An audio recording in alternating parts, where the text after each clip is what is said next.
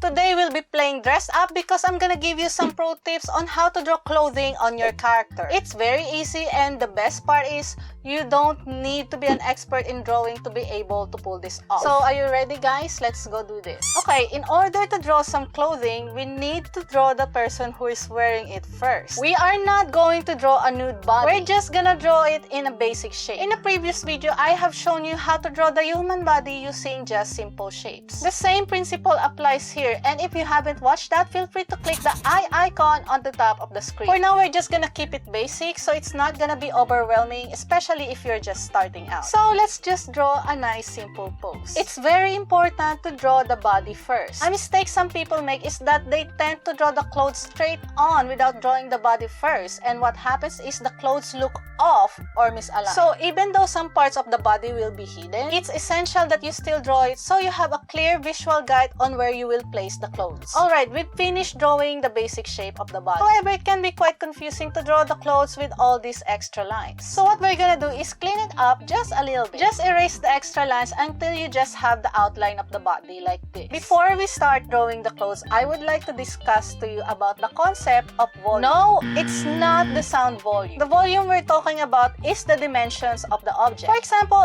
I have this can right here. Now this can has a cylindrical shape, as you can see right here. And you can see that it's a cylinder because you can totally see the volume of this object. Now I have another can right here. No, wait.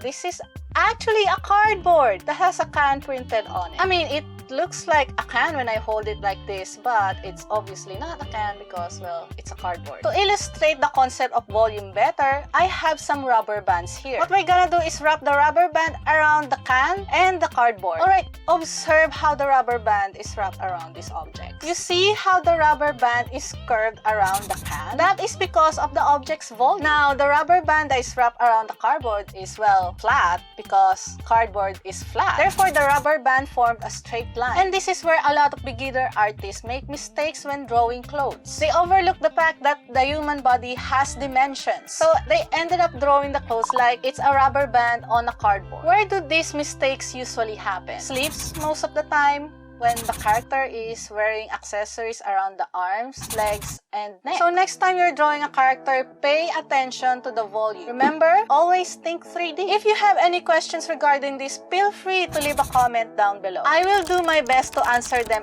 ASAP. So the next thing we have to do is research. What kind of outfit you like your character to wear? A quick Google and Pinterest search should give you an idea on what you want your character to wear. You can also analyze how these outfits are wrapped around the body. For this drawing, I'm just gonna go with a hooded jacket with a shirt underneath and some skinny jeans. Next step is we're gonna draw the basic shape of the clothes. Simple lines making sure that the clothing is wrapped around the body properly. Now, it can be quite confusing to draw a set of basic shapes onto another set of basic shapes. So if you're drawing digitally, simply create a new layer and reduce the opacity of the layer underneath. If you're drawing traditionally, what you can do is erase the body a bit so that it looks faded but not completely erased. Then you're free to draw the clothes on the body, and we're gonna erase the rest of the body once you're done with the clothes. Make sure to pay attention to the thickness of the fabric. I want this character to wear a thick jacket, so we're gonna have to draw the fabric a bit far from the skin to depict bulk. The opposite goes for the legs, as I want them to wear skinny jeans. So we're gonna draw it closer to the skin, following the shape of the legs. If you're drawing some loose clothing, gravity will be an additional factor. So the fabric will tend to hang onto the body as the gravity pulls it down. If the pants are loose, the fabric will tend to get squished by the ankles because of gravity. Moving on, once we're done with the basic shapes, we can finally add the details. Feel free to add whatever design and accessories you like. The important thing is you pay attention to the volume and perspective. And don't think I forgot the most important part in a clothing: the folds. For now, we'll just do the basic folds, but don't worry, in a future video, I will have an in-depth discussion on how to draw clothing folds. So if you want to see that, be sure to smack that subscribe button to get notified. We're going to add folds in specific areas of the body, particularly on body parts that fold, obvious. So these body parts are the armpits, elbows, below the chest or breast, the waist if the clothing is tight, the crotch area, and behind the knees. There will be some folds by the ankles as well if the clothing is loose. And congratulations, you've drawn clothing on your character. I told you it was easy. Well, one part of it is we just drew a basic pose. However, if you like to draw more complex poses, I believe this video on the right will be able to help you draw any poses you like using a kid's drawing.